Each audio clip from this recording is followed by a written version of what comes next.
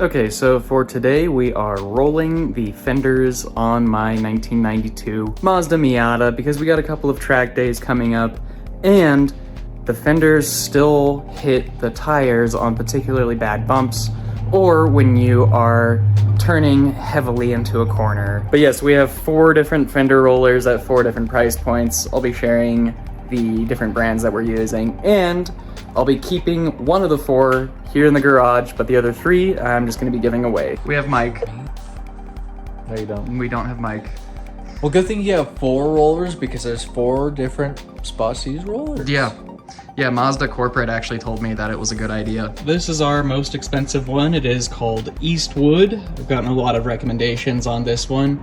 It actually came with, it was a little kit, and it came with this heat gun, which is pretty nice. So the price of this one, plus the heat gun, was basically $120. It's got really good reviews. Assembling this was kind of annoying. The instructions were kind of bad. They called these Allen bolts sockets, and there's a point where they just say, hey, you need to switch this and this into the alternate holes. And it's like, okay, there's a lot of alternate holes. And then they didn't really say how to assemble this up here. There's these like random bearings here. I'm not sure if it's just for weight, but yeah, the instructions didn't really explain it super well. But there's also a chance that we didn't read into them enough. Yeah, but also they explain how that could be put in backwards and how the hand wheel. Yeah, the hand wheel. I didn't even say how to put the hand wheel in. Yeah. But we'll see how it does. On to the next. Okay, this is the Mishimoto fender roller. It came in a lot more parts than the Eastwood one. The Eastwood one basically was already assembled. You just had to put 2 and 2 together. Bad instructions, like we said. This one has a little bit better instructions, but it just so happens that this is our second most expensive, and it is also the worst reviewed.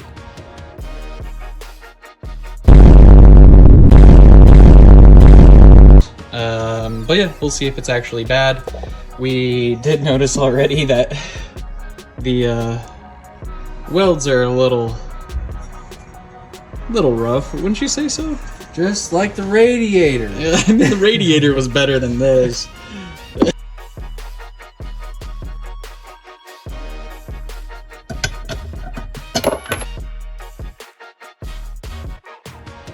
This is a washer, and it's got this piece of metal literally shearing off of it.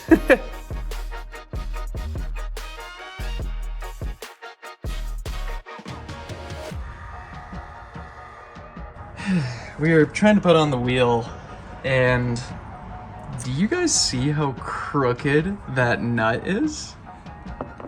It's like not even flush, and it's welded in 2 spots. So Mike, would you pay $73 for this? So yeah, to slightly thread it on, you have to be completely sideways, and then you can start cross-threading right there. Yeah. And cross-threading makes it stronger. It's able to hold more pressure. It's nature's Loctite. So I don't think we're gonna be using that one. Yeah, this next one that we're working on, it's called DNA motoring. It's red, so it's super angry. This one cost basically $52. So we have a dangerous one here. It's sharp. It's got an edge on it. I mean, I told you it was angry, so. It's edgy. Yeah. This is the biggest cotter pen out of the bunch. Thing's just oversized. Yeah, I suppose the only 2 things about this is it's sharp, and then this wheel assembly over here is a little bit jank. The wheel itself is almost looks like it's warped or like melted in some way. Yeah, it's actually a little rough right here. You can see, like, if you run your fingers across it, you can feel like a... You can see the edge too from up top. Oh, yeah. Yeah, that's weird. Huh. It'll probably still work fine, but otherwise it's pretty solid. Okay, so now we are on to the lowest cost one. This is from Eastberg. So far, the quality is looking quite a bit better than Mishimoto. Yeah, the directions are pretty rough. Method of use as illustrated in the drawings. So these are all hand-drawn by Van Gogh. These are all hand-drawn by Van Gogh. Vincent Van Gogh made these? Yeah. This one is quite a bit better. It's a tiny bit of a gap, but definitely not crooked like Mishimoto, so hopefully this goes together a little better. This one actually assembled properly. It's a little loosey-goosey, but should still do the trick. From most expensive to least, we have Eastberg at 39, DNA Motoring at 42, Mishimoto in the 70s, and then Eastwood at 130 with the heat gun. Now we're gonna go and give these a try. Well, we'll give 3 of them a try, not that one. Okay, we are starting with the cheapest, which is the Easyberg. Not the Eastberg. So yeah, we're starting on the rear here. This just mounts onto your studs using the original lug nuts on this, and then we can start adjusting this back here in order to get these fenders to pull out a little more.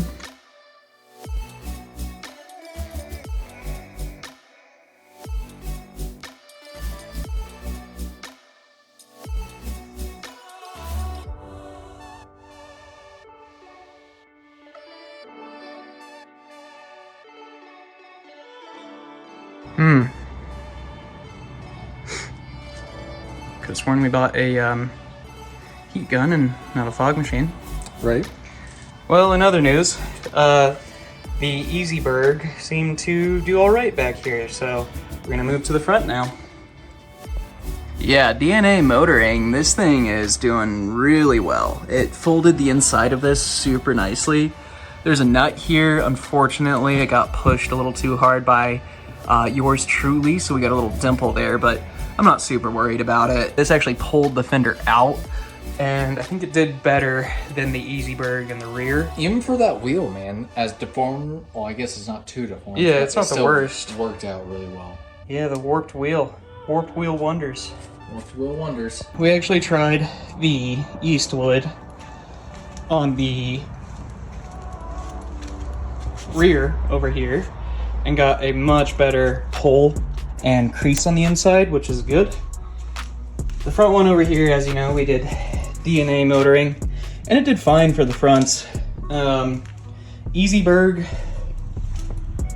which is what we originally did on this side, it did okay, but it didn't have the like torque to be able to bend the damn thing. So I think Easyberg is a little weak.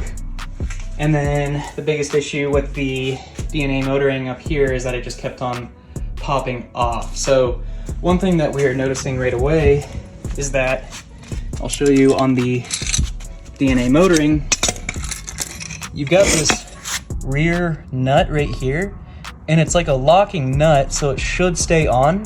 It doesn't. So for Easyberg and DNA Motoring, these kept on popping off, which was really annoying, because it felt like once you were able to actually get any kind of pressure, it would just break on you.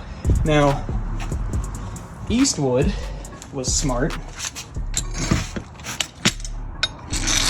and they have an entire physical locking nut on there with a pin in it, so it doesn't come off no matter what the kind of pressure you put on it. So in this case, we're gonna continue using Eastwood on this fender and that front fender. Mishimoto is disqualified because they can't figure out how to get a nut welded flush. So that's unfortunate. We thought about putting another wheel on this front one, another arm, but it doesn't seem like it's gonna fit, unfortunately. Yeah, you can tell this one gets a lot more torque and it just doesn't fall apart. So like you can tell how loose this is up here. This is to like change the angle of the wheel. This wheel over here extends it up or down. But you can tell when you tighten this down, the whole thing sinks, whole wheel assembly sinks. But yeah, this thing is dope. I'll see if you can see it.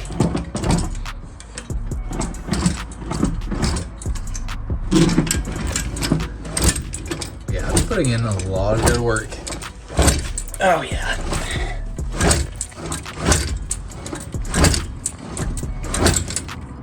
You can see the wheel is getting scratched up pretty good, but I mean, it's what it's meant to do, so. Right. This side, you can see that has not been rolled. that has been rolled. But yeah, you can tell that we have a lot of paint coming off here, so that's why we did this before we got it painted. Just some paint spaghetti. Mm-hmm.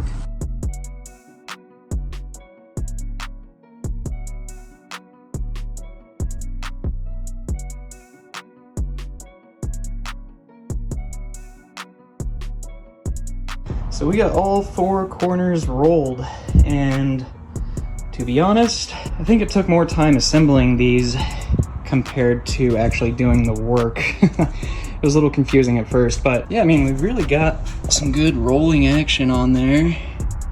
And I actually think that we gave it a little more clearance, so we'll see if we still scrape. If we do, then we just need to raise the coilovers up a little bit, but in my opinion, it looks like we gave it some more room in the arches. I know that's not as cool because you're not as flush, but I'm more of a function over form kind of guy. In terms of how I would rank these, Mishimoto gets last place just because of its build quality. Easyberg gets 3rd place, DNA Motoring gets 2nd, and Eastwood gets 1st, even though Eastwood's heat gun was having a lot of issues with it smoking. If you're gonna get a Fender roller, I'd say go with Eastwood.